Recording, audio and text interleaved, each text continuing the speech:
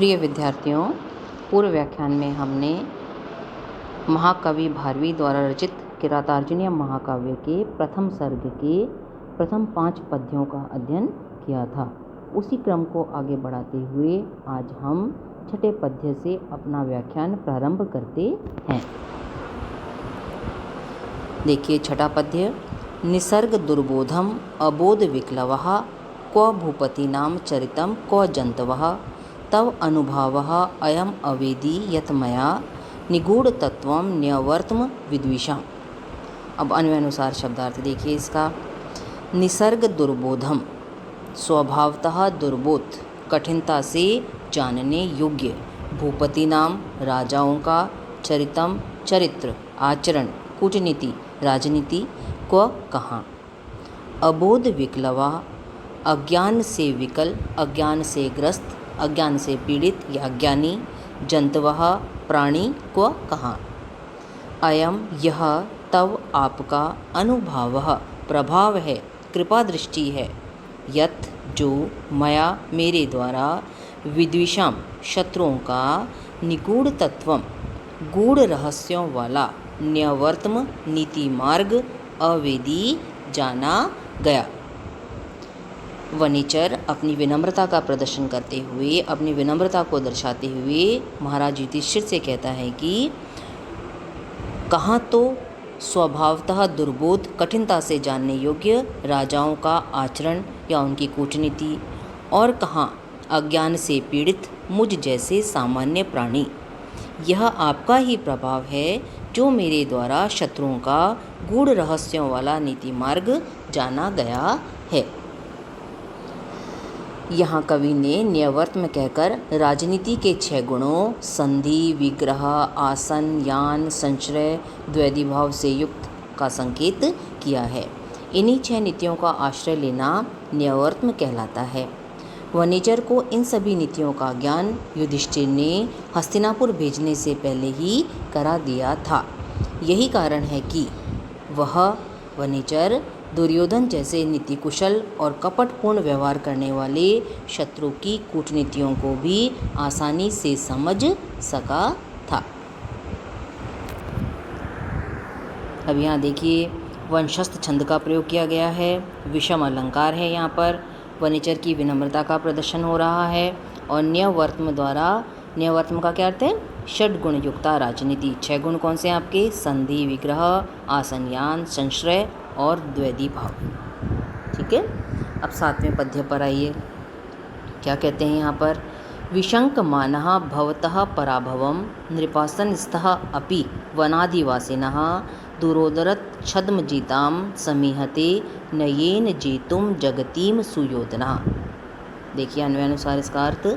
नृपासनस्थः, राज सिंहासन पर प्रतिष्ठित, राज सिंहासन पर विराजमान, अपि भी सुयोधना, सुयोधन। देखिए दुर्योधन उसका नाम बाद में पड़ा था। कोई भी माता पिता अपने पुत्र का बुरा नाम तो नहीं रखेंगे, तो इनका नाम क्या था, सुयोधन, सुशासन, है ना।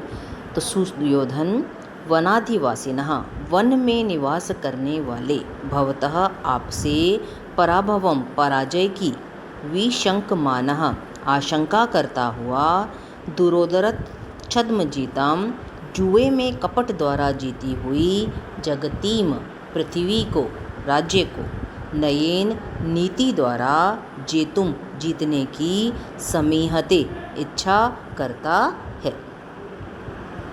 यहाँ कवि कहते हैं कि हस्तिनापुर के राज सिंहासन पर बैठा हुआ भी वह सुयोधन राज्यच्युत भी, राज्यच्युत इसलिए प्रतिज्ञानुसार वन में निवास करने वाले आपसे सदैव पराजय की आशंका करता है। अब जुए में छल से जीती हुई पृथ्वी को नीतिपूर्वक जीतना चाहता है, अर्थात साम, दाम, दंड, भेद आदि उपायों के द्वारा अपने कुकृत्य से रुष्ट प्रजा को वश में करना चाहता है। इस प्रकार उसका जो न्यायपूर्ण शासन है वह सौजन्य के कारण नहीं है, अपितु स्वार्थ सिद्धि के लिए ही प्रतीत होता है। अब देखिए इसमें सन्मार्गगामी युधिष्ठिर से भयभीत होने के कारण वह जो सुयोधन है वह मन से राजलक्ष्मी का उपभोग नहीं कर पा रहा है, क्योंकि उसे सदैव आशंका रहती है कि महाराज युधिष्ठिर के द्वारा उसकी राज्य लक्ष्मी का वर्ण कर लिया जाएगा, है ना। अब इसमें वंशज छंद का प्रयोग किया गया है और काव्यलिंग अलंकार है। क्लियर है। अब 8वें पद्य पर आइए, क्या कहते हैं ये। तथापि जिह्मः स भवत जिगीषया तनोति शुभ्रम गुण संपदा यशः समुन्नयन भूतिम अनार्य संगमात वरम विरोधा अपि समम महात्मभि। अन्वयानुसार अर्थ देखिए। तथापि फिर भी, जिह्मः कुटिल धूर्त दुष्ट, स वह अर्थात दुर्योधन, भवत जिगीषया आपको जीतने की इच्छा से, गुण संपदा दया दाक्षिण्य आदि गुणों की संपत्ति से, शुभ्रम उज्ज्वल, यशः कीर्ति को, तनोति फैला रहा है, विस्तारित कर रहा है, भूतिम ऐश्वर्य को, समुन्नयन ऊर्ध्व ले जाता हुआ, ऐश्वर्य का विस्तार करता हुआ, अनार्य संगमात दुर्जनों के संसर्ग की अपेक्षा, महात्मा भी समम सज्जनों के साथ, महापुरुषों के साथ, विरोधा अपि विरोध भी, वरम श्रेष्ठ होता है, अच्छा होता है। अब यहाँ क्या कहते हैं कवि, महाकवि भारवी कहते हैं कि वस्तुतः शंकित हृदय होते हुए भी वह कुटिल जो दुर्योधन है, सज्जनता के द्वारा आपको जीतने की इच्छा से, दिखावटी दया दाक्षिण्य आदि गुणों की गरिमा से उज्ज्वल अपनी कीर्ति का विस्तार कर रहा है, क्योंकि उन्नति की इच्छा रखने वाले व्यक्ति के लिए दुर्जनों के संसर्ग की अपेक्षा विभूति को समुन्नयन करता हुआ, विभूति का विस्तार करता हुआ सज्जनों के साथ वैर भी श्रेष्ठ होता है। क्यों? क्योंकि इसमें सज्जनों के साथ स्पर्धा होने के कारण गुणों का उत्कर्ष ही होता है। हाँ, विशेष में आप कह सकते हैं कि कुटिल स्वभाव वाला वह दुर्योधन अपने दिखावटी सद्गुणों द्वारा आप पर अनुरक्त प्रजा को अपनी ओर आकर्षित करने का भरसक प्रयास कर रहा है।